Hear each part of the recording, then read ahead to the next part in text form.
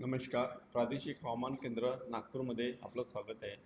विदर्भासाठी दैनिक हवामान माहिती. सुरुवातीला मान्सूनची प्रगती बघू.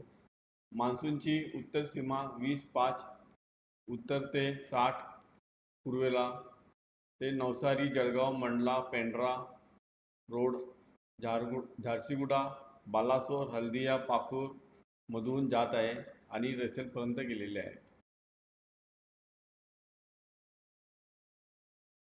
925 HPA विंडमध्ये दाखवल्याप्रमाणे विदर्भावर येणारी हवा ही दक्षिण पश्चिम दिशेने येत आहे. तसेच चार्ट 2 मध्ये सुद्धा विदर्भावर येणारी हवा ही पश्चिम दक्षिण दिशेने येताना दिसत आहे.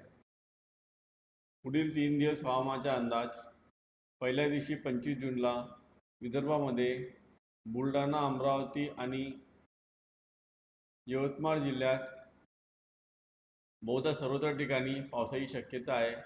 तर वाशिम, अकोला, वर्धा, नागपूर, भंडारा, गोंदिया, चंद्रपूर आणि गडचिरोली जिल्ह्यात विरळ ठिकाणी पावसाची शक्यता आहे.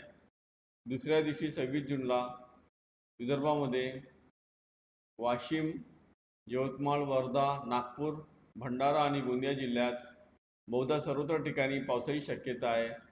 तर बुलढाणा, अकोला, अमरावती, चंद्रपूर आणि गडचिरोली जिल्ह्यात विरळ ठिकाणी पावसाची शक्यता आहे.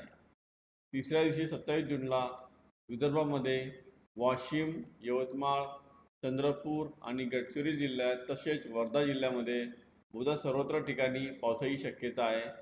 तर नागपूर, भंडारा, गोंदिया जिल्ह्यात बहुधा सर्वत्र ठिकाणी पावसाची शक्यता आहे आणि बुलढाणा, अकोला आणि अमरावती जिल्ह्यात विरळ ठिकाणी पावसाची शक्यता आहे.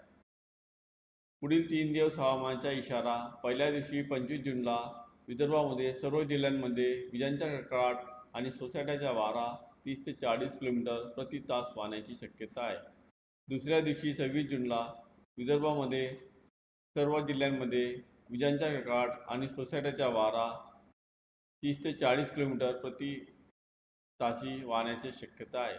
तिसऱ्या दिवशी 27 जूनला विदर्भामध्ये गडचिरोली जिल्ह्यात मुसळधार पावसाची शक्यता आहे. तर सर्व जिल्ह्यांमध्ये सोसाट्याचा वारा 30 ते 40 किलोमीटर प्रति तास आणि विजांचा कडकडाट एका दुक्का ठिकाणी होण्याची शक्यता आहे.